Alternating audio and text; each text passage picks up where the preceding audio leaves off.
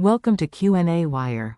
All right, so problem number 29 says to the initial kinetic energy of E is equal to 6.0 electron volts, encounters a barrier with a height of U0 is equal to 11.0 electron volts.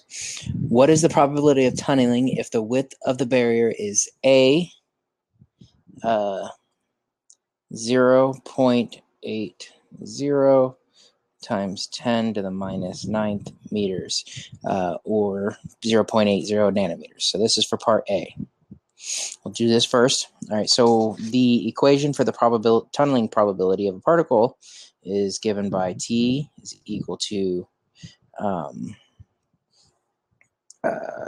G e to the minus 2 KL, where G is equal to 16 E over U0 times 1 minus E over U0, and K is given by the square root of 2m times,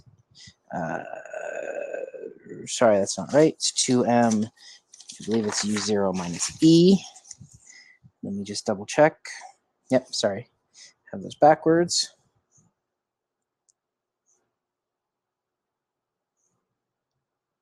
U0 minus E over H bar, where H bar 1.055 times 10 to the minus 34 joule seconds is the reduced Planck's constant. All right, so now it's just a matter of setting up and plugging all these things in.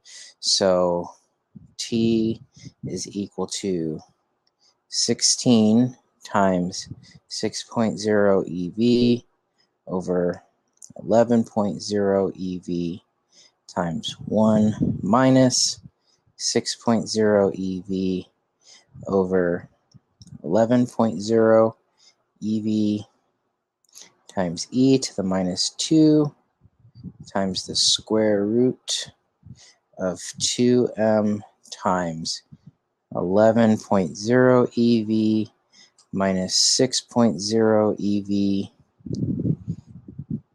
times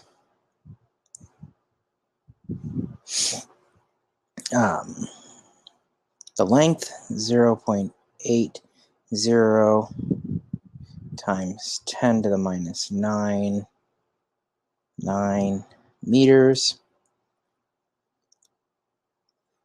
divided by 1.055 times 10 to the minus 34 joule seconds.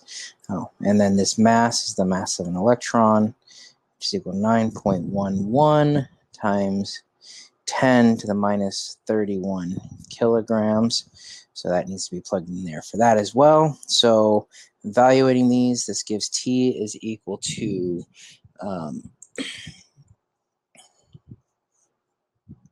3.97 e to the minus 2 times the square root of 2 times 9.11 times 10 to the minus 31 kilograms times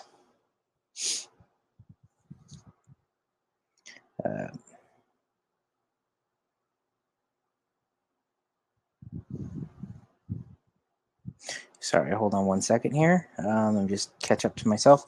Yep, times 11.0 EV minus 3, sorry, not 3.0, minus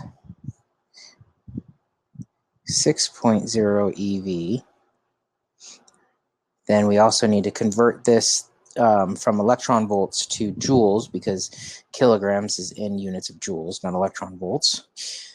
So that's 1.6 times 10 to the minus 19 joules per electron volts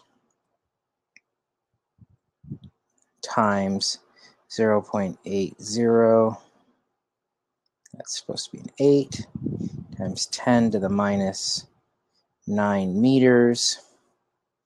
All of this over reduced Planck's constant, 1.55 times 10 to the minus 34 joule seconds. So when you do all the rest of these, carry out these calculations, you come up with a tunneling probability of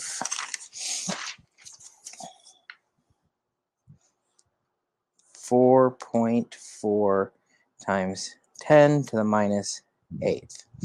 All right, so that's for a box width or a barrier width of 0.8 nanometers. So now we'll do part B, where L is equal to 0.40 times 10 to the minus 9 meters. This is supposed to be a B. So it's all exactly the same thing. We use the same equation, 16. Actually, we don't even need to write all that out because we've already got that number. That doesn't change, so that's 3.97 e to the 2 times the square root. The only thing, this all is the same as well, but I'll write it out. 9.11 times 10 to the minus 31 kilograms times 11.0 electron volts minus 6.0 electron volts times 1.6 times 10 to the minus 19 joules per electron volt times 0.40 times 10 to the minus 9 meters. That's a 0. That's a 0.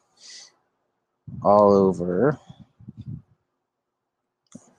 h bar 0.055 times 10 to the minus 34 joule seconds. And carrying out all these calculations, you get L is equal to 4, I'm sorry, not L.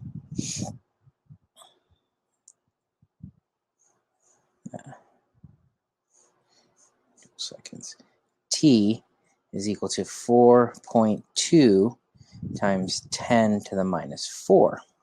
So as you would expect, comparing it to the part A, where, so this is part B, this is tunneling of part A is 4.4 times 10 to the minus 8th. So the probability of tunneling increases by about 4 orders of magnitude, which you would expect because the barrier width is less.